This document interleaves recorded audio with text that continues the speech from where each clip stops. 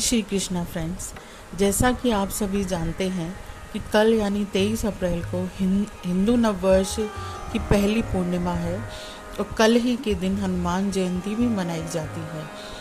इस बार हनुमान जयंती मंगलवार को पड़ रही है, जो कि बहुत ही विशेष योग बन रहा है इस दिन। साथ ही इस दिन हनुमान जयंती पर चित्रा नक्षत्र और वज्र योग का संयोग बनने जा रहा है। चित्रा नक्षत्र 22 अप्रैल को रात 8 बजे शुरू होगा और इसका समापन 23 अप्रैल को रात 10:32 पर होगा। इन शुभ योगों में हनुमान जी की पूजा का विशेष महत्व होता है। इस दिन हनुमान जी को सिंदूर चढ़ाया जाता है।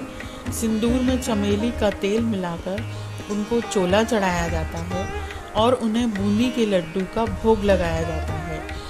इस दिन हनुमान चालीसा या बजरंग बाण का पाठ भी किया जाता है। हनुमान भक्तों के लिए तो हनुमान जयंती का विशेष महत्व है। शास्त्रों के अनुसार हनुमान जी को राम भक्त माना जाता है। हनुमान को बल, बुद्धि, विद्या, शौर्य और निर्भयता का प्रतीक माना जाता है। जब कोई परेशानी सामने खड़ी हो जाती है तो सबसे पहले पवन सुत को ही याद किया जाता है।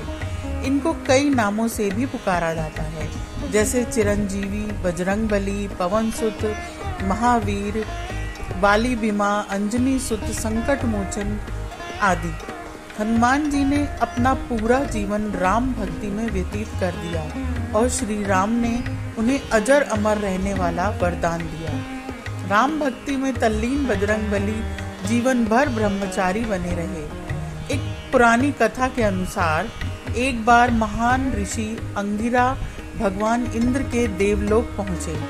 वहां पर इंद्र ने कुंजी कस्थला नाम की अप्सरा द्वारा नृत्य प्रदर्शन की व्यवस्था की, लेकिन ऋषि को अप्सरा के नृत्य में कोई भी दिलचस्पी नहीं थी, इसलिए वह गहन ध्यान में चले गए।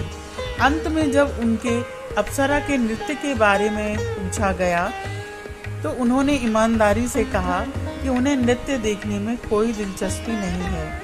यह सुनकर पुंजी कस्थला ऋषि पर क्रोधित हो गई। बदले में ऋषि अंगिरा ने नर्तकी को श्राप देते हुए कहा कि वह एक बंदरिया के रूप में धरती पर जन्म लेगी। पुंजी कस्थला ने ऋषि से क्षमा याचना की, लेकिन ऋषि ने अपना श्राप वापस नहीं लिया। नर्तकी एक अन्य ऋषि के पास गई और ऋषि ने अप्सरा को आशीर्वाद दिया कि सतयुग में भगवान विष्णु का एक अवतार प्रकट होगा। इस तरह पुंजी कस्थला ने सतयुग में वानर राज कुंजुर की बेटी अंजना के रूप में जन्म लिया और उनका विवाह कपिराज केसरी से हुआ, जो एक वानर राजा थे। इसके बाद दोनों के एक पुत्र हुआ, जिसे शक्तिशाली हनुमान कहा गया। भगवान शिव के 11वें अवतार माने जाने वाले हनुमान जी के जन्म दिवस को हनुमान जयंती के रूप में बड़े ही धूमधाम के साथ मनाया जाता है। यह चैत्र माह की पूर्णिमा को मनाया जाता है। हनुमान जी की माता का नाम अंजना और पिता का नाम केसरी है। बजरंगबली के जन्म की एक रोचक कथा है। ज्योतिषियों की गणना के अनुसार बजरंगबली का जन्म 58,112 वर्ष पूर्व चैत्र पूर्णिमा को मंगलवार के दिन चित्रा नक्षत्र और मेष लग्न के योग में सुबह 6 बजे हुआ था।